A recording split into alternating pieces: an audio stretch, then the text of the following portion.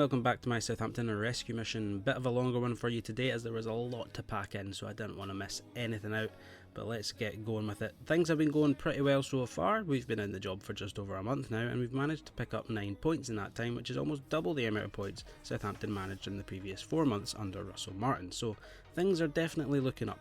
There's about 10 days left of January, but it's been a very quiet window for us so far. Elsewhere, Nuno Mendes of PSG has gone to West Ham, which is a bit of a strange one in my opinion, but anyway.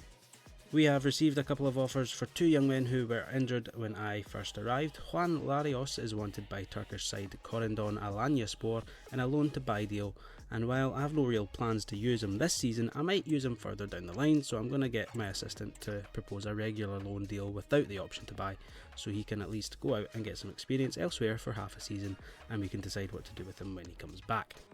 The other offer is from Leeds and they want Ross Stewart for about 1.6 million, and initially I didn't want him to go either, but he's 28 now and there's 3 players above him in the pecking order. I don't think he's had much of a chance at Southampton, as I'm sure he's been plagued with injuries, and I feel for the guy because he looked a decent striker at Sunderland, so maybe the best thing for him is to move on and start a new chapter for himself. I am quite stingy though, so I'm going to ask for 2 million, but I'll settle for 1.8. In terms of incomings, I have a few ideas, but no one I'm certain of just yet. I'm still waiting on a couple of scout reports coming back before I go in for anyone, but I did specifically target centre-backs as that was an area I thought could use strengthening, especially while we were playing with 3 of them in the back 5. We did change to a back 4 last time, so it's maybe not as important to sign one as originally thought, but with Bednarek being a bit of a bomb scare, I probably still will. We might end up returning to a back 5 as well, in which case we would definitely need one, but we'll see what happens. Anyway, I'm waffling. We've got a short list of options, but I've kind of narrowed it down to 3, 2 of which I already had my eye on from the start. Rodon of Leeds was one of them. Bayer from Burnley is a new addition to my refined shortlist. And Ahmed Hodzic from Sheffield United was the other original member. They're all fairly similar according to their ratings, so I'm sure they could all do a job in the Premier League, but I'm still undecided on who I want to go for. Another position I'm looking to strengthen now that we've changed formation is defensive midfield. We've only got Downs and Ugochukwu, so I'd like to bring in another to at least provide a bit of backup, but again we'll see what happens. I hadn't really been scouting for defensive mids, so our options are very limited. However, Santiago Colombato looks like a very well-rounded player, and since he's currently playing in the Spanish second tier, he shouldn't cost us too much either. I'm not going to take the plunge just yet, however there's about a 95% chance we'll be trying to sign him in the coming days. Improving the front line is always good, so there's a chance of us trying to pry away one of these strikers from League 1, but with the form Onuachu's in, there might not be any point. Like I said though, we're not trying to sign anyone just yet, so let's move forward. So another day passes and it looks like James Bree has agreed to join Leganes. Good on him, go and enjoy Spain. All the best, son. And yep, it looks like their 1.45 million transfer gets an A price rating from the board. It's an excellent deal, everyone's happy. Maybe I could have got an extra 150,000, but it would make no real difference to anybody, so everyone's happy and we continue on and reach Saturday without any more offers. However, Corendon Alanyaspor are fine with just a regular loan deal, so we'll accept it and leave the decision with Larios. But there's not really anything else of note for now, so on to our next match at home to Newcastle, and again the lineup actually looks pretty accurate. I wonder if they've fixed it in an update. Anyway, they're another team that uses the wing play preset, so we'll see how we get on against that with our new formation. And obviously, you know the drill by now, just make sure the team is right, and then let's get into the action. Days of anticipation have led up to this, an occasion worthy of a packed stadium. Don't miss a second, stay with us for every minute of the action. And a warm welcome to you from Southampton, where we're at the wonderful St Mary's Stadium. Guy Mowbray with you for commentary, delighted to be joined by Sue Smith.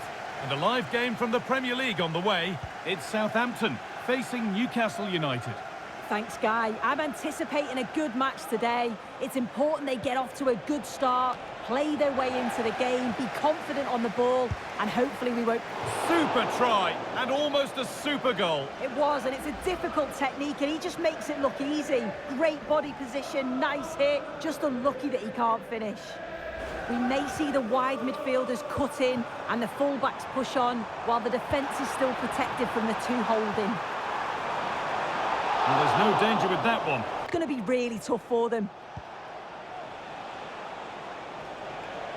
We're hearing now of developments at Molineux. Alex Scott has goal news for us. Promising position, this. To take the lead. Oh, it's in! An early opener to get the game going.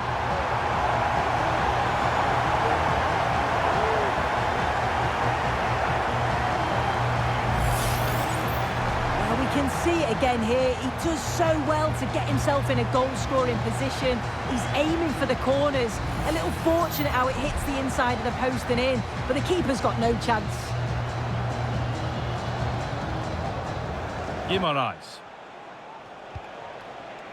An attack of genuine promise developing.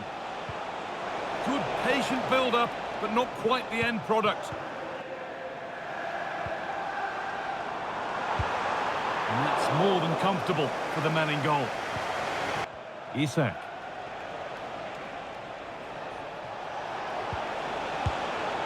No problem at all in keeping that one out.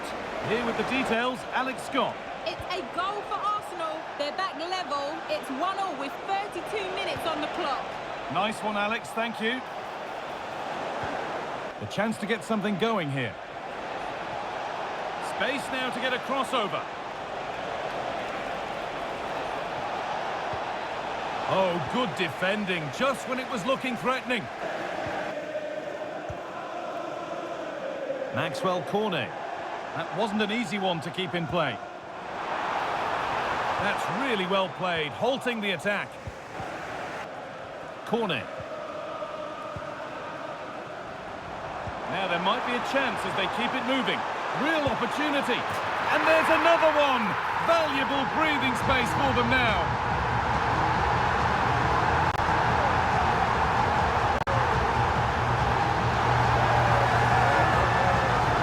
Well, if we look at this again, what a ball this is.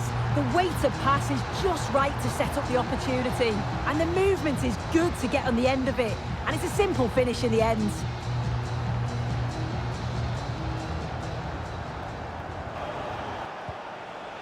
Almiron.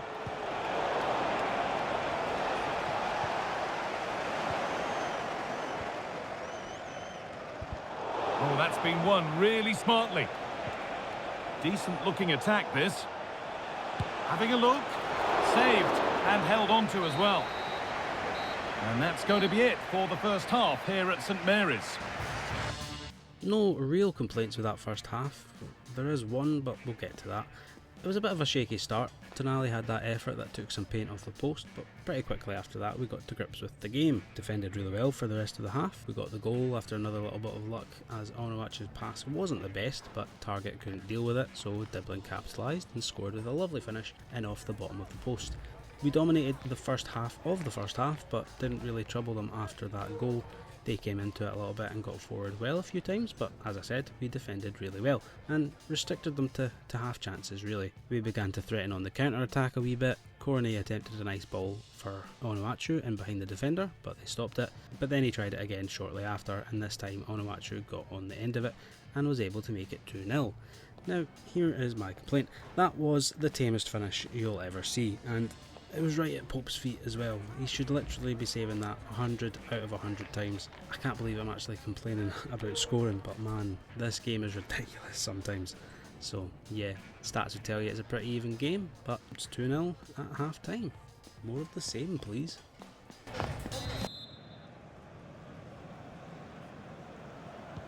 The ball is rolling and the second half is underway. There's good width to this attack now. Options available in the middle.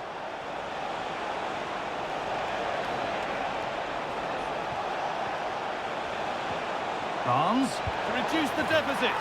It's in! Oh, they needed that, and they're not out of this game yet.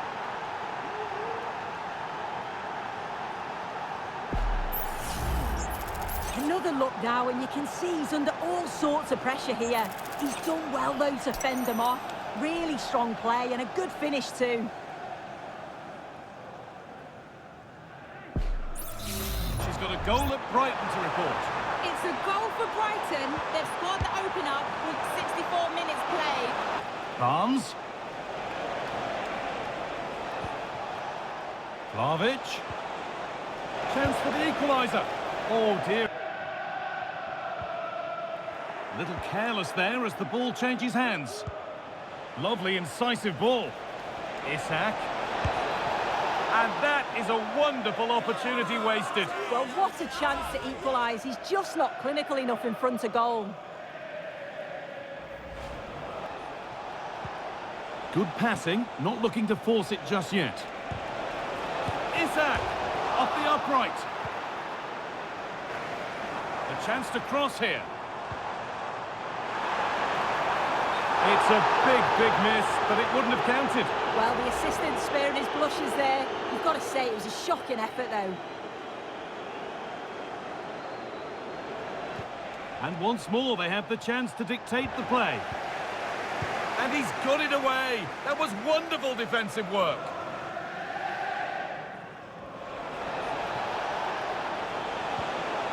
Not long left. They need something to happen from this corner now.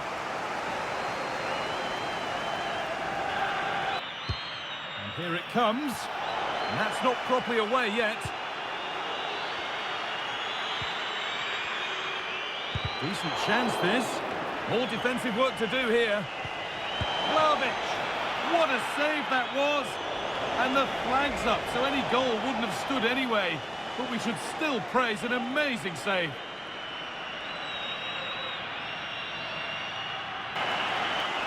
Barnes.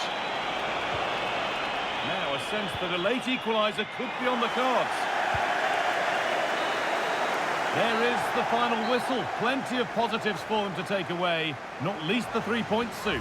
Well, they weren't at the very best today, and at times were really up against it. But they showed a lot of character to stay in the game and get the right results.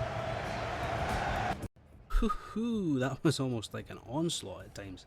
For the Barnes goal, I thought I was in trouble as he was getting down the wing because the defence was all over the place. But then they got back in and it seemed like I dealt with it. But then bam, Joelinton plays a wee ball through the lines for Barnes and he smashes it in for 2-1. And they really seemed to up their game after that and just kept coming at us. There was a couple of times they had me worried, but they wasted their chances, like that time Isak was through on goal but hit it wide. And then another slice of luck for us meant the post was able to prevent them from equalising at one point too. I don't know how the possession finished 50-50, felt like they were all over us. We only managed 2 shots in that second half, while they had another 8. Definitely did not expect to win that one, but we'll absolutely take it. It was a brilliant performance from the whole team. It's another massive 3 points, which takes our tally to 17, now only 1 point behind Leicester and safety. They do still have to play Tottenham, so this could all change again, but you would expect Spurs to win that one. Leeds have gotten back to us regarding Ross Stewart and our asking price of 2 billion, and they've said no, but at least we can agree on 1.8, so we'll accept their offer and move on again. And just like that, we find ourselves 4, really 5 points from safety again, because good old Spurs couldn't get the job done.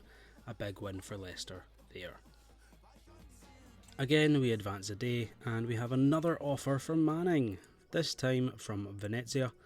I think the game just really wants me to get rid of him, but the same story as with PSV, I just don't think it's a realistic move, so we're going to reject that one as well. I talk about realism, and meanwhile Gusto goes and signs for Forest, and Nuno Mendes signs for West Ham. I'ma do my bit, even if the game isn't.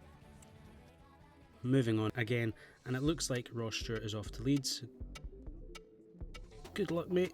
All the best.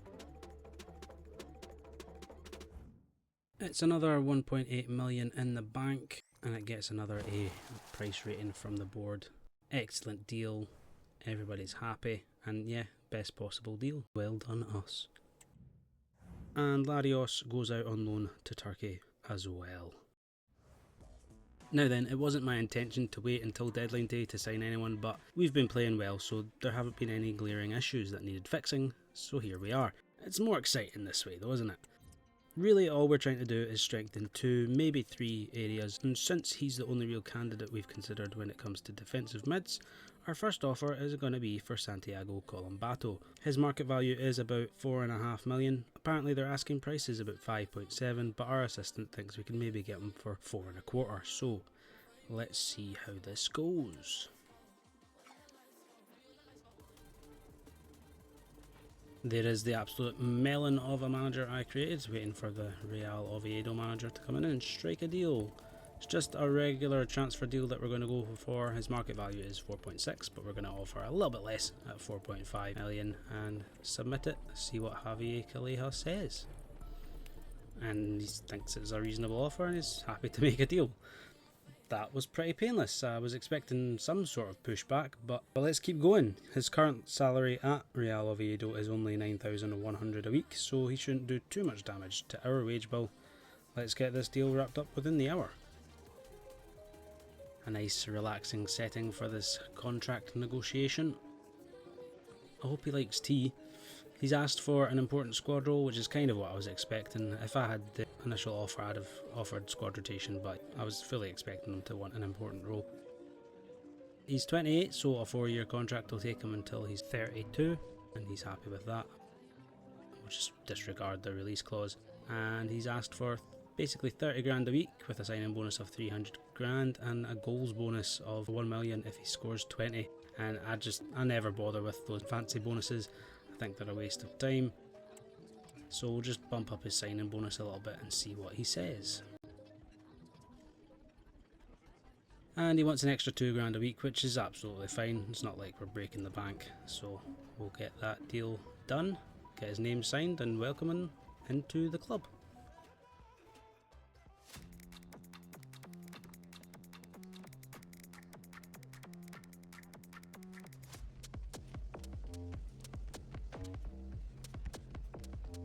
Well, the players seem happy with the new signing.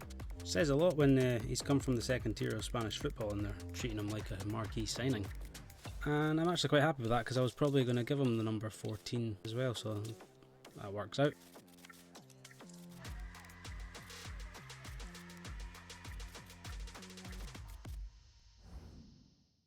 Yeah, 4.5 million and the deal gets over the line.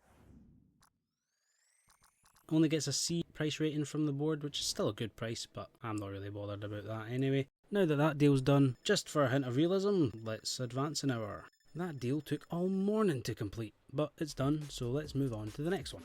The centre back. Now, this has been a debate that's been going on in my head for ages. Who do I try and bring in?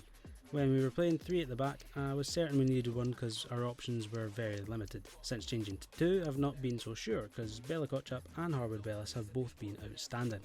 But then I looked to the reserves. Wood has played once, but I think he played alright when he did.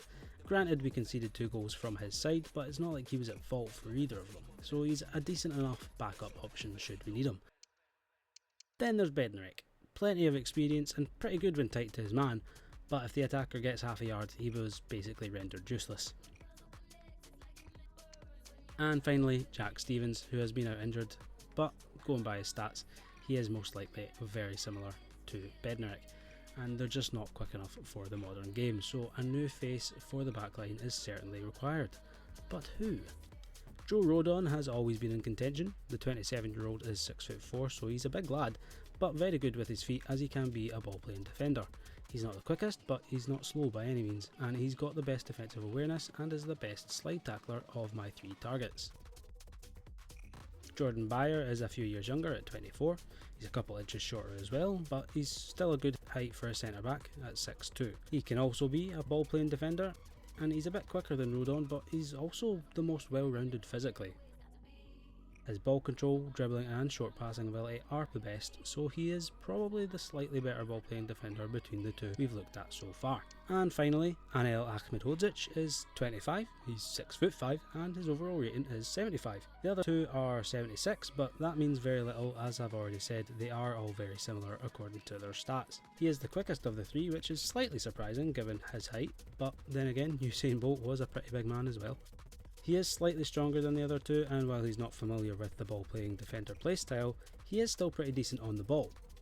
Now I know we are Southampton, so a ball playing defender shouldn't be the priority, but it is pretty vital to our tactical style. We need centre backs that are good on the ball so that when we get the ball, we can play out and counter quickly to good effect.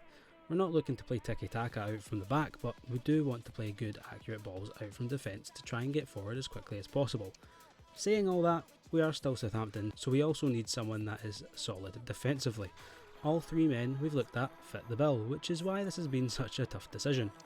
So we're going to have to get a little philosophical with it. The three men we looked at were playing for the three outstanding teams in the Championship this past year. So if we look at the table now, Burnley and Leeds are still out in front with a 6-point cushion between second and third place. Sheffield United have slipped down to 5th, but they have a game in hand over Norwich, who are now in 3rd. So they could jump back up above them with a win, meaning they are still not quite out of contention. Rodon of Leeds is 27, entering the prime of his career. At this point, he must be backing himself and his team to go and make a push for the Championship title, with promotion almost guaranteed. Why would he sacrifice that for a team that could get relegated down to the Championship and likely spend another year in that league when the Premier League awaits? Bayer is in a very similar position at Burnley, but at 24, he's probably got more career ahead of him than Rodon. Of course he'll want to play in the Premier League, but surely it's only a matter of time before he does. So why rush into it with a team that's struggling near the bottom of the table, especially when the Championship title is there to be won? There's probably a bit more desperation there with Rodon, as he's a bit older and he won't want to miss his chance of playing in the Premier League, but as I said, he'll be backing his team to get there, especially as one of the leaders of the team. Then there's the third guy. Last but certainly not least, Anel Ahmedhodzic. He's already played in the Prem. He was impressive, but he still got relegated. So why would he want to potentially go through that again? Well, there's the dilemma for him. Sheffield United aren't flying high like Burnley or Leeds. If they make the playoffs, they still might not make it back up into the Premier League. Just look at what happened in real life. They lost to Sunderland in the playoff final. He is a vital part of the Sheffield United defence, and if he stays with them, they might get promoted. If he leaves, then they probably won't. He might not go straight into our team, but he'll probably be on more money, and he will get a chance to help keep the team up. A second shot at surviving the drop. This could be his redemption arc. Or we fail, and he winds up back in the Championship anyway. But at least he'll be on more money. So from the perspective of the players, the only one that makes any kind of sense is that man we've just spoke about, Anel Ahmedhodzic. So we're going to go for him. But not quite yet. I've been speaking for so long, another hour has passed on this Windows deadline day. Nothing else has happened, so let's go and get our man. His market value is 6 million, which is also their asking price, but our assistant thinks we can maybe get him for 4.5, so let's try and make a deal. We are back in the office after having brunch with our newest signing, just awaiting the Blades representative, so let's make a start. I had thought about offering up Bednarek in a player plus cash deal, but decided against it because who knows, we might have a couple of injuries and then end up needing them. So just in case, we decided not to offer Bednarek in the deal and just offered 5 million because we didn't want to undervalue him too much. And then they came back with an intriguing offer themselves. They wanted 3 million and Sulemana, who has kind of become a forgotten man. I hadn't really thought about him much because he got injured in his first game, and Cornet and Bertrand Diaz have been playing so well. I started to like the sound of the offer because I've said before I'm stingy, so if I can spend as little money as possible I will. So 3 million sounds great, and they can have Sulemana as well because I'm not going to miss him, I don't think.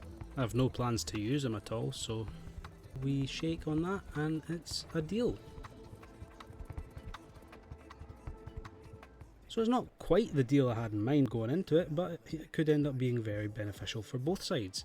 And given that we were thrown a bit of a curveball there with the inclusion of Sulemana in the deal, there's a whole lot more paperwork involved and the players need a bit of time to travel and all that, so we're going to advance another hour.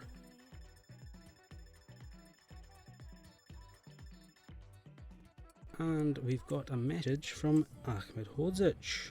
He says he's excited about joining the club.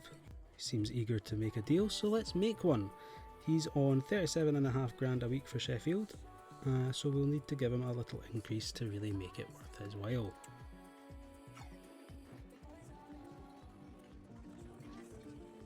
And we're back out for a mid-afternoon snack.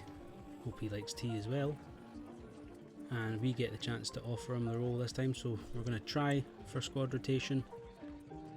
And he's going to come back with important, which is kind of expected, but we'll accept that because we want him to join the team. At 25, a 5-year deal will take him to when he's 30. Sounds good to him. He's not wanting a clause, neither do we. That's absolutely fine.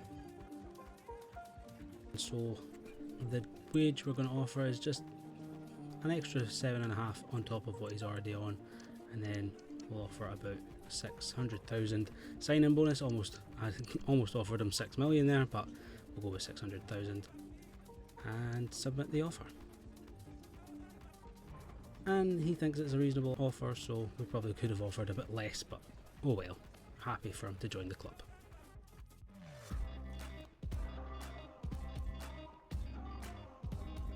Not quite the same fanfare for this signing as there was for the first, but oh well. And he takes the number 25, which is the one I was hoping to give him as well, so it's all working out swimmingly when it comes to kit numbers. And it's only rated D from the board. They don't seem particularly happy with this one, but just look at the comparison there. He's clearly an upgrade on Bednarek, but whatever. I'm trying to take the team places here, come on. So that's now the two main areas covered, signed, sealed and delivered. Let's advance an hour. And we've received an offer for Smallbone from Brentford. I hadn't really thought about selling Smallbone despite having no real plans for him, because he could still be useful to the team, but with the new formation he is unlikely to feature very much, so I guess if Brentford want him, they can have him. But for the right price, of course, and 3.85 million is not the right price, so we'll ask for 5 but settle for 4.25, which is only 50k more than what would be considered a fair offer. We're not asking for much. And so we advance another hour. 5 hours to go, and there is another offer, and it's another offer for Dibbling, this time from Brighton. But I'm afraid they're just not big enough to tempt young Tyler away, and to be honest, anything less than 2 million isn't even worth my time. Brentford are still considering Smallbone, but still no deal. And we'll just reject that offer for Dibbling and get moving. Time is moving swiftly on, 4 hours to go. Negotiations continue for Smallbone, and the clock keeps ticking. 3 hours left. Still no deal. Another hour passes by, and finally something has happened with the Smallbone deal, and I don't think it's positive. Nope. Brentford apparently considered our initial demand too high, so the negotiations fell through. Not really sure why it took them 4 hours to tell us that, but whatever. We move. Only 2 hours remain of deadline day, so it looks like that'll pretty much do it for this window. But wait, something has been going on in the background all day. You didn't think the deadline day drama was over already, did you? Of course not, so what better way to rejuvenate the team and the fans than to bring in another striker? Now in an ideal scenario, vastly experienced Breel Mbolo would be my first choice, but he is the main man for Monaco just now, and they are still in the Champions League at the moment. Furthermore, they're also near the top of Ligue 1, and while PSG might be out of reach, second place, or at the very least a Champions League spot, is still very much worth fighting for. Mikal Tadze is also a very nice option, but again, Lyon finished in the top 8 of the Europa League phase, so they're automatically through to the round of 16, while also sitting in a very good position in Ligue 1, so a move to the St Mary's just doesn't make sense for either man. I'm not going to try and pronounce his name, but the young 18-year-old Monaco striker could possibly be an option, but I can only really see it happening as a loan deal, which at this late stage just wouldn't be completed in time, so our options really only come down to these two men, Fabricio of Levante and Ablin of Nantes. Both of them look decent enough, good sized strikers, not too big, Both of them are pretty quick and both familiar with the poacher role, so again it comes down to the situation each player finds themselves in. Fabrizio is playing for Levante in the Spanish second tier, and they are top of the division with a nice cushion between them and the second and third spots. Promotion is almost guaranteed at this point and the title is theirs to lose, so I don't see any way in which Fabrizio would want to leave a team on the up for one that's struggling in England. Which means our last hope comes in the form of Matisse Ablin. Nantes haven't been playing in Europe this season, while in Ligue 1 they're sitting pretty comfortable right in the middle of the table. They could possibly make a push for the Conference League spots, but it's unlikely. Similarly, they could potentially get pulled into a relegation battle, however that is just as unlikely, perhaps more so. The most likely scenario for Nantes is that they do well enough to stay exactly where they are in the table and just see out the rest of the season without too much stress. I believe Ablin wants some more excitement in the second half of the season. Either that or he wants some extra pennies in his pocket. As I said, he's a good size, standing at 6 foot, he's familiar with the poacher role and is another option at left mid. Seeing as we just got rid of Sulemana, that could potentially be an option. Pretty quick and agile enough, not the strongest, but we can work on that.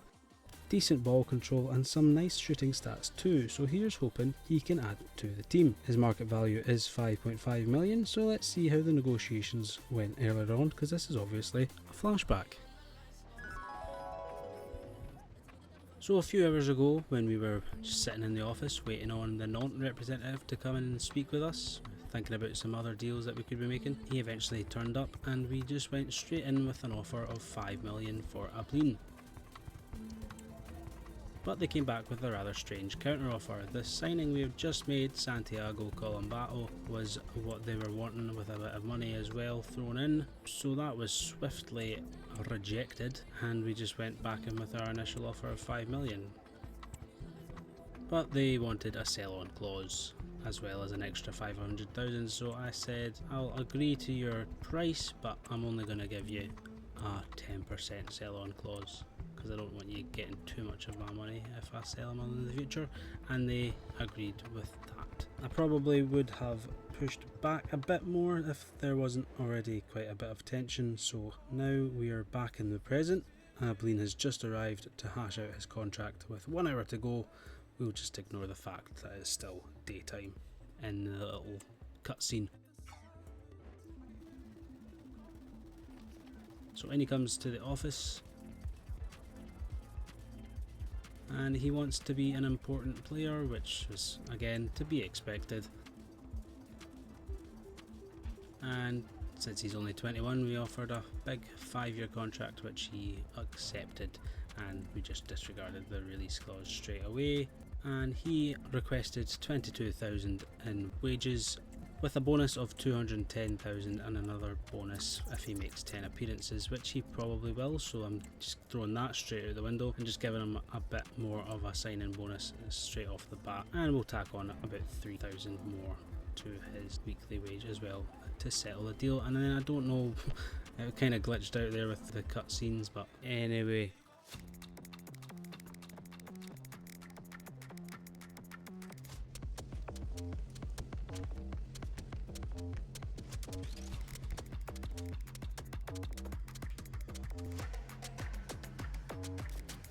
And number 11 was the number I was going to give him as well, so the game was reading my mind, I guess, with the kit numbers.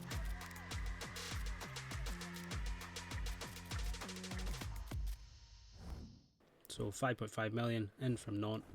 It's a B-rated deal from the board, so that gives me a bit more confidence going into the final part of the season. So we struck a deal, he's passed his medical, all the paperwork is being finalised, and just like that, the transfer window slams shut. I think we've done some good business there, but I guess only time will tell. We have received an offer for Onuachu, but I can't bother looking at it just now because I'm all transferred out. So let's get on with our next match, which is a massive clash at the bottom of the table as we face Ipswich. We're looking to really pull away from the bottom two and possibly close the gap to safety, while they'll be hoping to keep us within touching distance and potentially start building some momentum of their own. It's must win for both teams. The probable lineup for Ipswich looks pretty normal, and their tactical preset is standard, which might be a first for us this season. I find standard can often be one of the more difficult presets to play against, as it's a bit more adaptable in game than a lot of other presets, so you'd never know what the team might do. so this could be a tricky game. Same old training drill, hopefully help keep that team's stability and whatnot. And then 2 of our new men make the bench, but it was a long day and a late night for the young Frenchman, so he sits this one out. Which means it's an unchanged starting 11 for this one. Let's see how we get on. Days of anticipation have led up to this, an occasion worthy of a packed stadium. Don't miss a second. Stay with us for every minute of the action. A warm, if wet, welcome to you. Conditions not ideal here today. I'm Guy Mowbray, and I'm joined by Sue Smith on the gantry. And we've got live Premier League action for you today. It's Ipswich Town, and they face Southampton.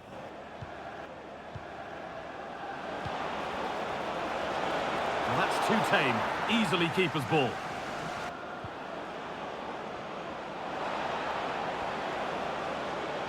Promising ball. Well, the effort never really looked like troubling the goalkeeper at all.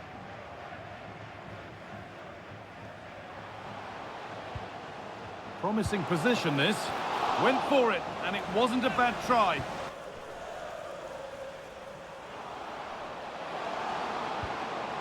Good work to win the ball and stop something happening.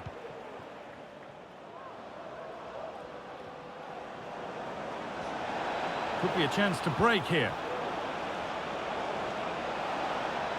Can they take advantage? Well, what a place to lose the ball just when the chance was on. To take the lead. And there's the first goal of the match. Deadlock broken.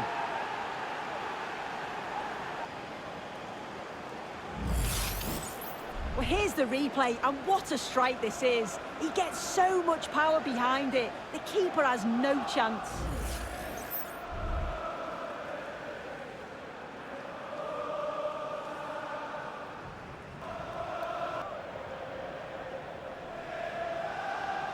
This is a promising looking attack, and into the box it goes.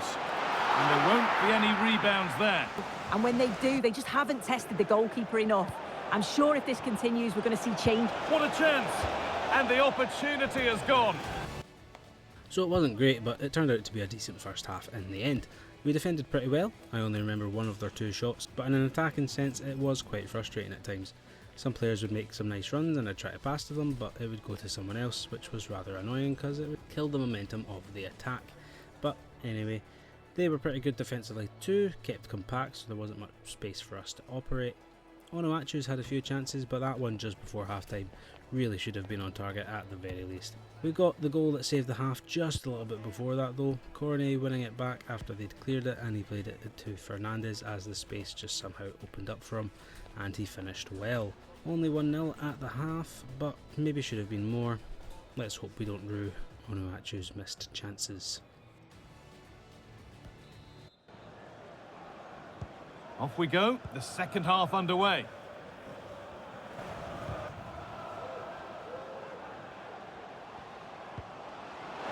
Having a try, and no scraps for the attackers to feed off. Kyle Walker-Peters. That's a good ball. Well, the effort never really looked like troubling the goalkeeper at all. Yeah, it's a good transfer, isn't it? And I'm sure he'll add a lot to his new side. It is important that he hits the ground running. I think it's a fair value as well. So let's go to Alex for the details. Well, it's Bournemouth that were awarded the penalty, but he's only gone and dragged it right past the post. Borja Mayoral. And the forward progress continues. Still trying to find the space. And a cross into the area. It's in! And a goal on debut, no less. What a way to endear yourself to the fans.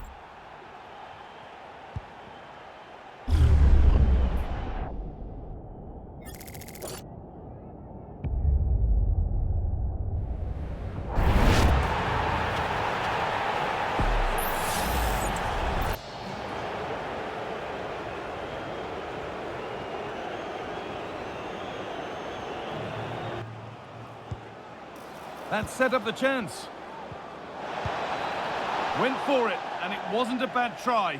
It's been hammered just wide. From the bench, I have to tell you, because he's landed right on top of his elbow, and that's causing him some serious pain at the moment. Cheers, Jeff. For the lead now. And the work pays off as they get the ball back. Can he finish?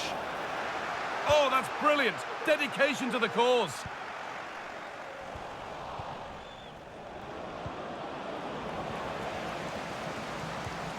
Now, this has to be.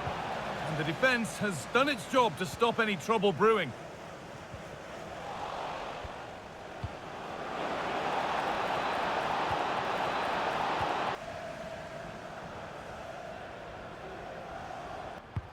It's put into the middle.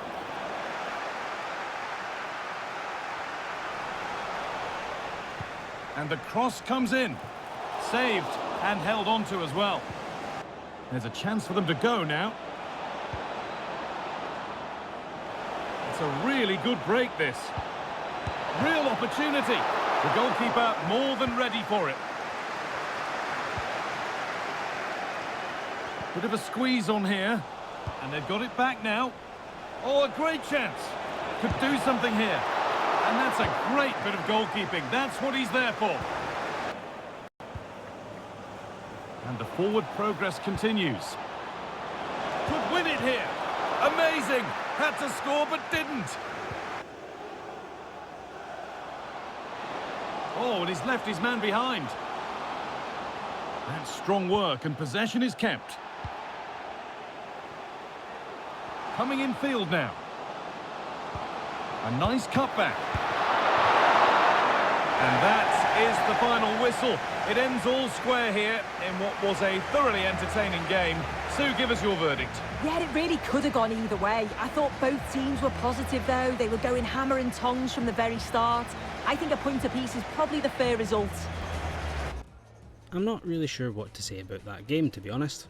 I guess a lot of our chances were more like half chances, but there was a couple from Archer especially that were at near enough point blank range, and you're just thinking anywhere else and it's a goal, but it wasn't to be. The equaliser from their new signing Mayoral was just great forward play. He peeled off the centre backs, so he only had to beat Walker Peters to the header, and he was already goal side of him, so there was only ever going to be one winner there, so credit where it's due, it was a good goal. After that though, it was pretty much all us. We just lacked that cutting edge. Onuachu and Archer won't be pleased with their performances, especially with the arrival of Oblin. Beretta and Diaz continues to impress off the bench. He created a few chances that we just couldn't convert. And on another day, we could have ran away with that game, but at the same time, we have to kind of consider ourselves lucky not to have lost it. The easiest chance of the game was missed by Clark right at the death, so it finished 1-1. So not how we wanted to end the episode, but a draw is still much better than a loss. Leicester also drew 1-1 with Everton, so it is effectively as you were. Still 4 points behind, but now with 14 games left to play. Typical how we can beat Newcastle and then draw with Ipswich, but I guess that's football for you. I'm quite happy with the signings we made on deadline day, but we're going to have to wait until the next episode before we really get to see them in action. And then we can get a proper judgment on them. So I hope to see you in the next one for that. Thank you very much for watching. Bye bye.